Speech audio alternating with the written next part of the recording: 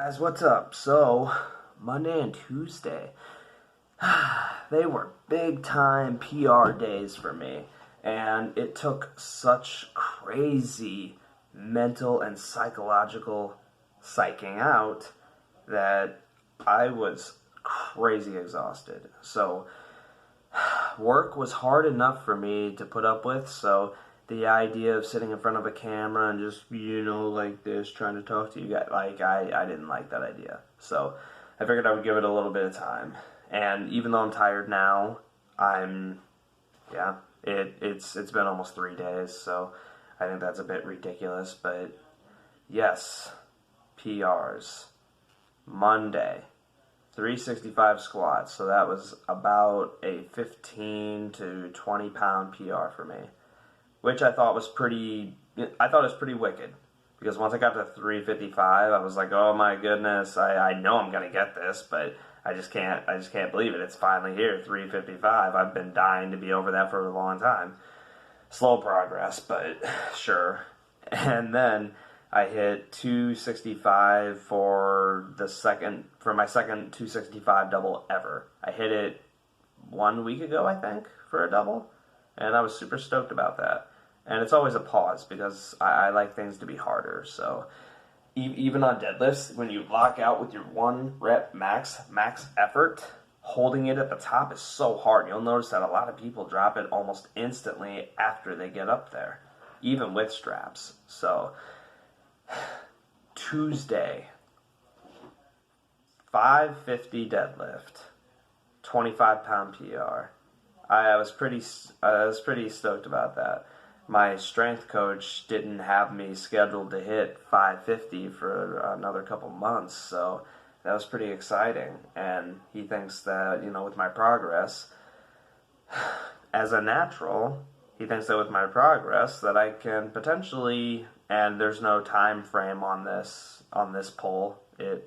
It's just, what we want for my program, but he thinks there is potential for me to naturally hit 600. So that would be super exciting.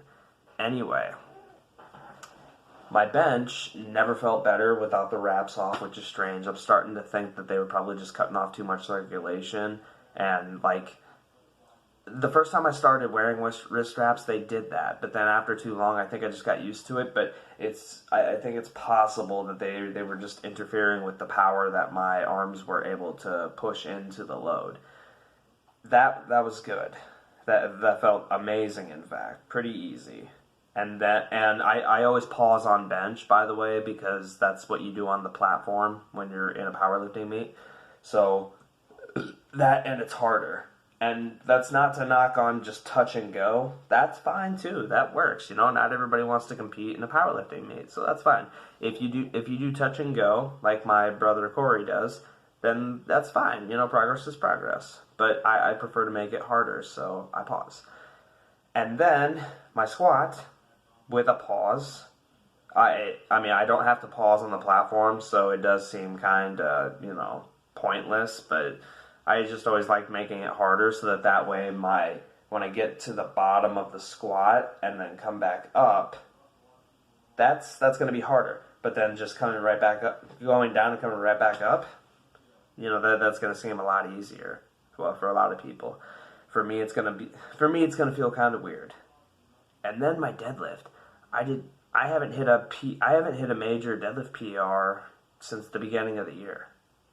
So, and this one felt easier than that one. And that's the thing about PRs, guys, is that as you progressively become stronger, you're going to find that, PRs are farther and fewer between. They really are. You're not going to PRs often once you become a more advanced lifter. But they're going to feel better. They're going to feel easier than, like when I first deadlifted 300 pounds, I thought that was insane. But, coming all the way up until now, my first 500-pound conventional pull, that feels easier than that 300 did. But that's just how it goes. You learn the secrets. You learn what works for you, and you learn how to make it feel right.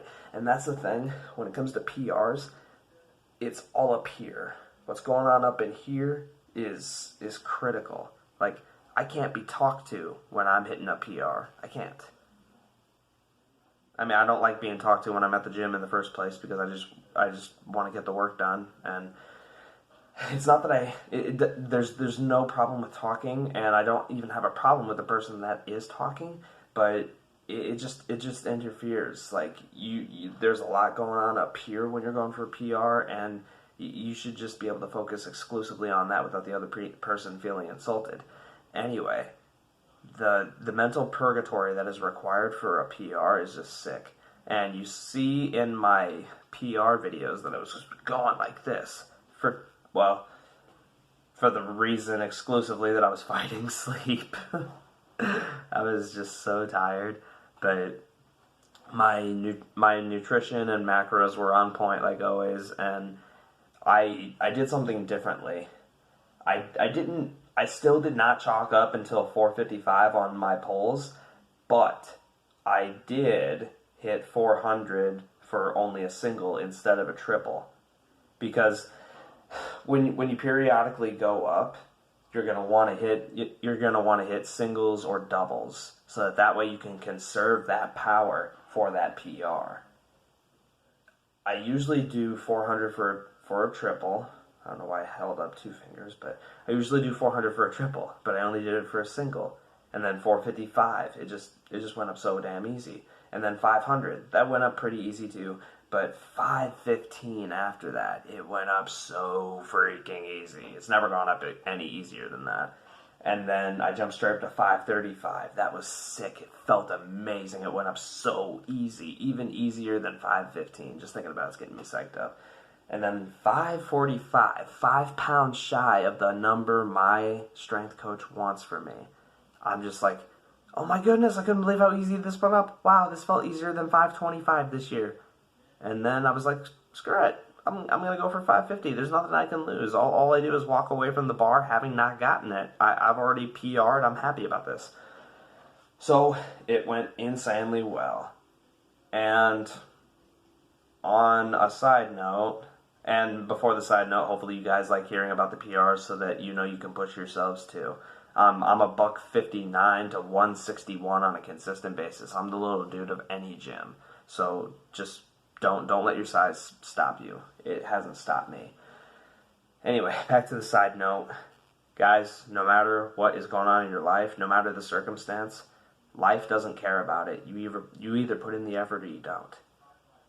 I said that my cousin was doing well, and I think he is. I think he's doing home workouts, but he hasn't come with me in a while.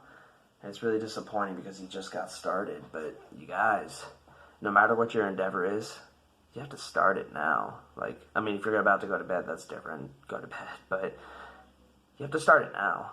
Like, I will, maybe later. Like, there's a plethora of excuses, and it might sound harsh, but stop. Just do it now. You have to start now. Like, there's nothing holding you back, except for the fear of failure, which is fine because you're supposed to fail along the way. That is how you succeed, is by failing, because when you fail, you learn what you did wrong, and then you collect it, and then you do better. It's going to happen. It's inevitable. The best fail. All champions fail. But seriously, like, even my brother Corey Wisdom, love him to death, but I had to tell him, your mother died young, obesity, you're obese, your brother's obese, get your diet together. He literally weighs more than 2 of me. He's been training longer than me, and my numbers are better. He's got bench on me, but that's it. Like, come on, guys, get it together. You can do this, but you're holding yourself back. There's some kind of fear deep inside of you. It's holding you back. Don't let it. You have to kick down the damn door and start doing it now. Like, what other reason do you have? None. Just go for it. You've got it. So, my strength coach thinks that as a natural lifter, I can make it to 600. No ETA on that, but stay tuned for future PRs.